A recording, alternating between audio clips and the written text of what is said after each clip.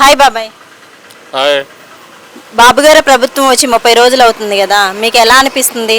దాని మీద మీ అభిప్రాయం ఏంటి చెప్పండి. బాబు గారి ప్రభుత్వం వచ్చి 30 రోజులు అయింది. మాకు ఎంతో సంతోషంగా ఉంది. ఇసుక ఇస్తున్నాడు, రేపటి నుంచి కందిపప్పు వస్తున్నాయి, పంచదార ఇస్తున్నారు, అన్నీ ఇస్తున్నారు. పరిపాలన ఇప్పుడు బాగుంది.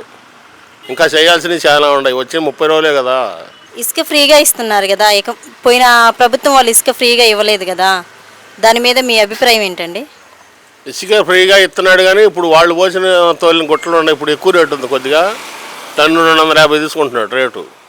అవన్నీ అయిపోతే టన్ను 20 రూపాయలకి ఇస్తారు ఏట్లో ఇసుక. అప్పుడు టాటర్ ట్రక్ వచ్చి ఈ పెనమాకు వచ్చేవాడికి 1000 రూపాయలు పడుద్ది, ఇప్పుడు 2000 పడుతుంది. ఈ తోలిన గుట్టలన్నీ అయిపోతే ఇంకా సౌకర్యం వచ్చింది, ఇసుక ఫ్రీగా అయిపోయింది.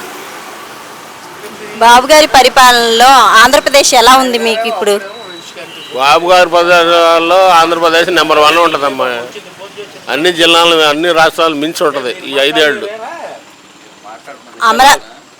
ఇంకా 4 ఏళ్ళు ఉంటే ఈ రాష్ట్రాలు మొత్తం మించిపోయింది, సంపాదనలో కానీ ఉద్యోగాల్లో కానీ దేంట్లో అయినా సరే. అమరావతిని ఫ్యూచర్లో బాబు గారు ఎలా అభివృద్ధి చేస్తానన్నారు? బాబు గారు అభివృద్ధి నెంబర్ 1గా చేస్తున్నారు. కాదే 20 ఏళ్ళు పట్టిద్ది అన్నారు. పోయినసారి వస్తే ఇప్పుడు కానీ నెంబర్ 1 ఉండేది. పోయినసారి దుష్ట శక్తులు వచ్చినాయి, అది అట్లా అయిపోయింది. ఈ 5 సంవత్సరాలు ఇంకా బాగు చేస్తాడు. ఔటర్ రింగ్ రోడ్డు కూడా అయిపోయింది. 27 కోట్లు 27,000 కోట్లు ఇచ్చారు కదా, 189 కిలోమీటర్లు అది తెచ్చాడు. మరి బెంగళూరు హైదరాబాద్ హైవే తెచ్చాడు, 12 రోడ్డు లైన్లు. లోకేష్ గారు ఐటీ కంపెనీలు తెచ్చారు కదా, దాని మీద మీ అభిప్రాయం?